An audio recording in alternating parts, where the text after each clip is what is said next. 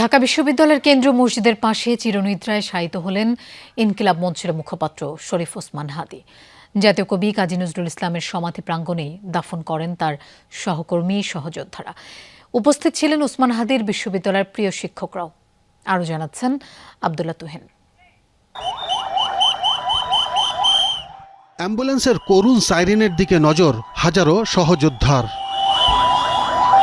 প্রিয় বিশ্ববিদ্যালয়, প্রিয় কবি কাজী নজরুল ইসলামের সমাধি প্রাঙ্গণে যখন ওসমান হাদীর মরদেহ আনা হয়, বিকেলের সূর্য তখন হেলে পড়েছে পশ্চিম আকাশে।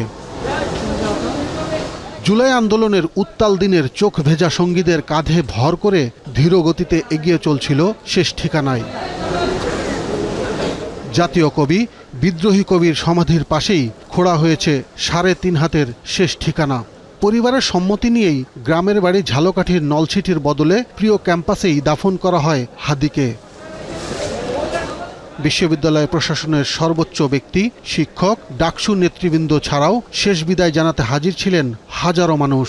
সারা দেশের পক্ষ থেকে আপনাদের সবার দোয়া নিয়ে এই জায়গাতে তার যে ব্যবস্থা হয়েছে, এটি আমরা মনে করি ঢাকা বিশ্ববিদ্যালয় তার সন্তানকে বুকে নিয়েছে, মা তার সন্তানকে আবার ফেরত পেয়েছে। ভেতরে যখন দাফনের কার্যক্রম চলছিল, বাইরে তখন কড়া নজরদারিতে ছিল আইন শৃঙ্খলা বাহিনী। আমাদের সচক্ষে দ্বিতীয় নজরুলকে আমরা তার পাশে সাহিত্য করতে পারছি। তার যে কবিতা বলার স্পৃহা বা তার যে দেশপ্রেম, এগুলো কবি নজরুলের কোনো অংশ কম ছিল না। সুস্থধারা রাজনীতিবিদের জন্য এইভাবে দিতে আমি আমার এই 40 বছরের জীবনে আমি কখনো দেখিনি। আমাদের পরবর্তী সবাই যেন হাদীকে চিনে এবং জুলাইকে চিনে। দাফনের কার্যক্রম শেষে দোয়া পরিচালনা করেন ওসমান হাদীর বড় ভাই ডক্টর মাওলানা আবু বকর সিদ্দিক। আমার ভাই বারবার বলতো, মা তোমার ছেলে শহীদ হবে, তুমি শহীদের মা হবা।